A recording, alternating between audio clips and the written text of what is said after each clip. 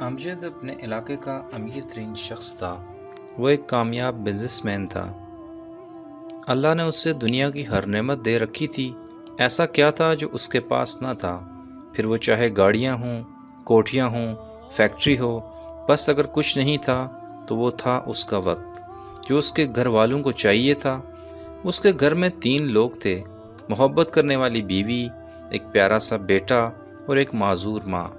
امجد کے والد کا انتقال اس کے بچپن میں ہی ہو گیا تھا۔ اس کی ماں نے اس کو خوب محنت کر کے بڑا کیا اور اس کو بزنس کی تعلیم دلوائی۔ اپنی پڑھائی کے آخری سیمسٹر میں ہی ریسرچ کے دوران اس کا ٹیلنٹ ایک کمپنی کے مالک کو بہت پسند آیا اور اس نے امجد کو جاب کی آفر کی۔ ابھی چونکہ وہ پڑھ رہا تھا، تبھی وہ اس کمپنی کے سارے کام شام کے وقت کرتا۔ بہت جلد ہی بزنس کی دنیا میں اس کا نام مشہور ہو گیا۔ شہر کا ہر بڑا بزنس مین اس کے ساتھ کام کرنا چاہتا تھا، کیونکہ اس نے جس کمپنی کو جوائن کیا تھا وہ 2 سال میں ہی اس شہر کی سب سے بڑی کمپنی بن گئی۔ آہستہ آہستہ اس نے اپنے شیئرز کمپنی میں ڈالنا شروع کیے۔ وہ محنت کو بہت پسند کرتا اور ہر کام پوری ایمانداری سے کیا کرتا۔ اس دوران اس کی ماں بیمار رہنے لگی۔ اس کو کمر کی تکلیف شروع ہو گئی۔ امجد کی ماں نے ساری زندگی دوسروں کے کپڑے سلائی کر کے امجد کے اخراجات پورے کیے، جس کی وجہ سے اس کو کمر میں درد رہتا۔ امجد نے جلد ہی شادی کا فیصلہ کیا تاکہ اس کی ماں گھر پر اکیلی نہ ہو۔ امجد کی بیوی بہت ہی خوش اخلاق اور محبت کرنے والی خاتون تھی۔ امجد کی والدہ کی بے حد عزت اور خدمت کرتی تھی۔ آہستہ آہستہ امجد کی شہرت بڑھنے لگی اور اس نے اپنی ایک چھوٹی سی کپڑوں کی فیکٹری لگا لی۔ اب وہ اس فیکٹری کو بھی دیکھتا اور اپنے آفس کے کام کو بھی۔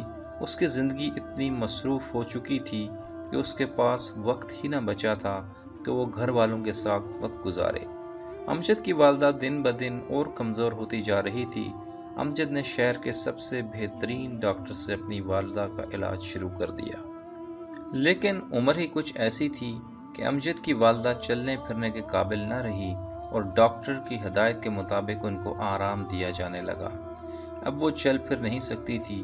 امجد کی شادی کو 10 سال گزر چکے تھے، لیکن ان کی کوئی اولاد نہ ہوئی۔ امجد کی والدہ اس کی ترقی اور اولاد کے لیے دعائیں کیا کرتی تھی۔ آخر اللہ نے ان کی دعا قبول کی اور ان کے ہاں بہت ہی پیارے بیٹے کی پیدائش ہوئی۔ امجد کی بیوی پورا دن اپنے بچے میں لگی رہتی۔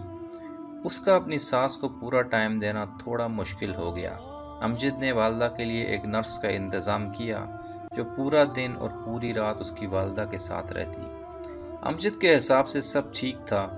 اب اس کے پاس بہت سی گاڑیاں بھی تھیں اور بڑے بڑے گھر بھی، لیکن وہ یہ بھول گیا تھا کہ اس کا وقت اس کے گھر والوں کے لیے بے حد ضروری تھا۔ وہ کئی دن تک گھر سے باہر رہتا۔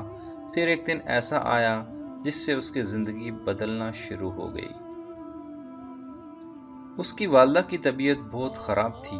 امجد کی بیوی مسلسل اس کو فون کر رہی تھی، لیکن امجد اپنی بزنس میٹنگ میں مصروف تھا۔ اور پھر وہی ہوا، اس کے دعا کرنے والے ہاتھ اس دنیا سے چلے گئے۔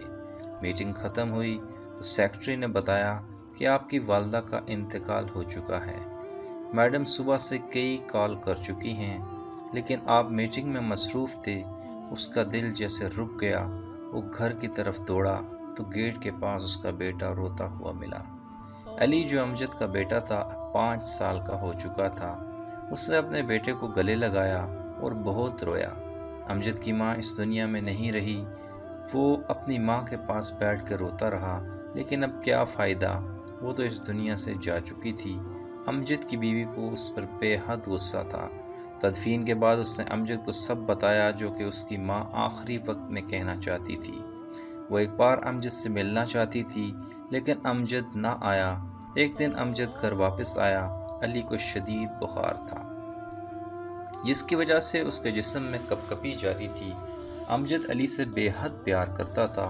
وہ علی کو لے کر ڈاکٹر کے پاس پہنچا۔ اس کی زندگی کے امتحان شروع ہو چکے تھے۔ ڈاکٹر علی کی حالت سے کچھ زیادہ خوش نہیں تھے۔ کچھ ٹیسٹ کرائے گئے، لیکن سب کچھ نارمل آیا۔ کہتے ہیں نا کہ جب انسان کا برا وقت آتا ہے تو سب بدل جاتا ہے۔ علی کچھ میڈیکیشن کے بعد بہتر محسوس کر رہا تھا۔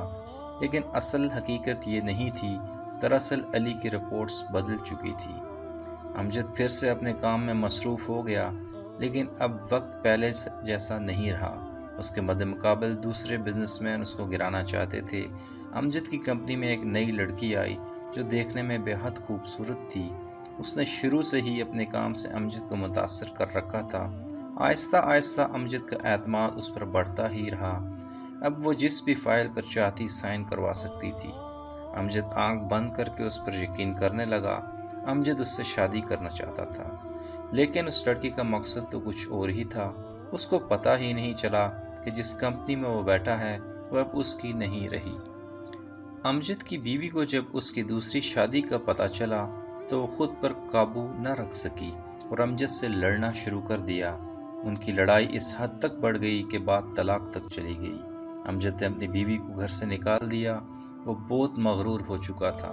اس کا بیٹا جو اس وقت 7 سال کا تھا نوکروں کے ہاتھوں میں رہتا، ماں گھر سے جا چکی تھی اور باپ سارا دن آفس میں گزارتا۔ علی کی بیماری بڑھنے لگی۔ پھر ایک دن ایسا آیا امجد کے پاؤں تلے زمین ہی نہ رہی۔ جب وہاں پہنچا تو دیکھا وہ لڑکی اس کے آفس میں بیٹھی تھی اور اس کے مد مقابل بزنس مین کے ساتھ چائے پینے میں مصروف تھی۔ امجد کو بے حد غصہ آیا، لیکن اس غصے کا کیا فائدہ؟ وہ آفس اب اس کا نہیں رہا تھا۔ اس لڑکی نے امجد کو خوب سنایا کہ خود کو بڑا بزنس مین سمجھتے ہو، اب کچھ رہا تمہارے پاس؟ تمہاری تمام دولت اب میری ہے، تمہارا تو اب ایک گھر بھی نہیں رہا۔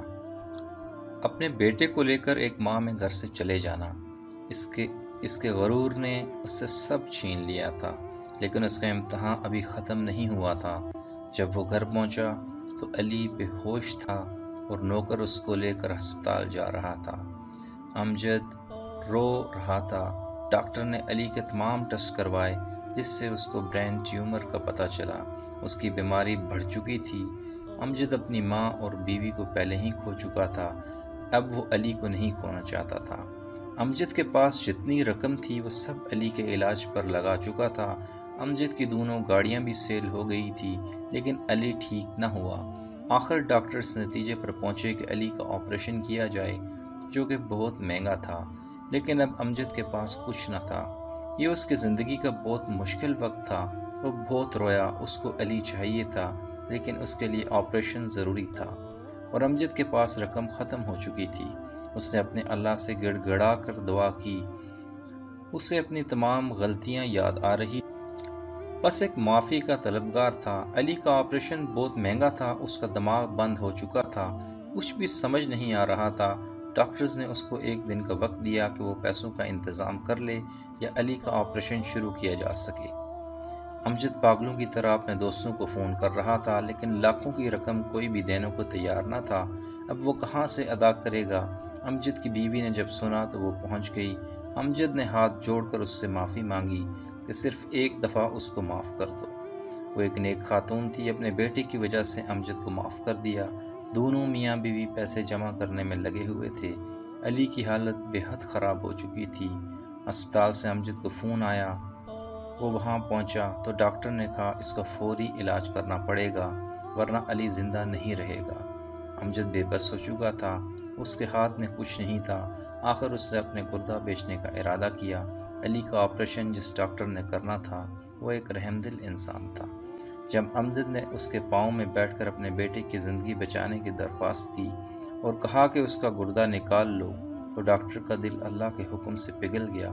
اس نے امجد کو اپنے سامنے کھڑا کیا اور تسلی دی کہ وہ علی کا آپریشن فی سبیل اللہ کر دیں گے۔ امجد کی معافی قبول ہو چکی تھی۔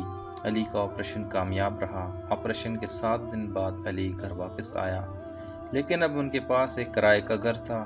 امجد نے ایک چھوٹی موٹی نوکری تلاش کر لی تھی اور وہ اپنی بیوی بچوں کے ساتھ خوش تھا۔